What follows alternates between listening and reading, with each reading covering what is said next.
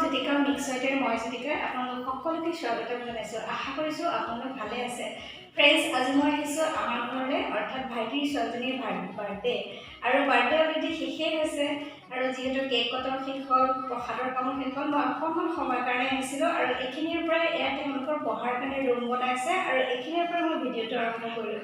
আপোনালোকক বাৰ্থডে অকণমান শ্বেয়াৰ কৰিম, তেওঁলোকে কৰা ভিডিঅ'সমূহ আপোনালোকক দেখুৱাম।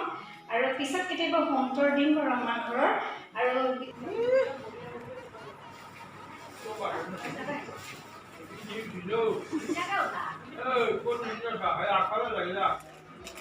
Happy birthday. তোমাৰ কেনেকুৱা লাগিছে? ভাল লাগিছে নাই? ফ্ৰকটো ধুনীয়া লাগিছেনে? মই দিয়া আজি তোমাৰ কি হেপী বাৰ্থডে দেই।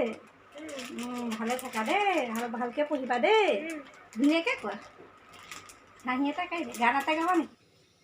ফ্ৰেণ্ডছ, কেকটো মাকে বনাই দিছিল, আৰু মাকে তাইৰ পচন্দ অনুসৰি এই ধুনীয়াকৈ কেকটো বনাই দিছিল কাৰণে ইয়াতে মই কেকটো ধুনীয়াকৈ ফটো কৰি ৰাখিছোঁ। এয়া ভাগিনে ভিডিঅ' বনাই থৈছিলে, মই কেক কটা সময়ত যাবই পৰা নাছিলোঁ। আৰু চাওকচোন কিমান সুন্দৰ এটি কেক হৈছিল।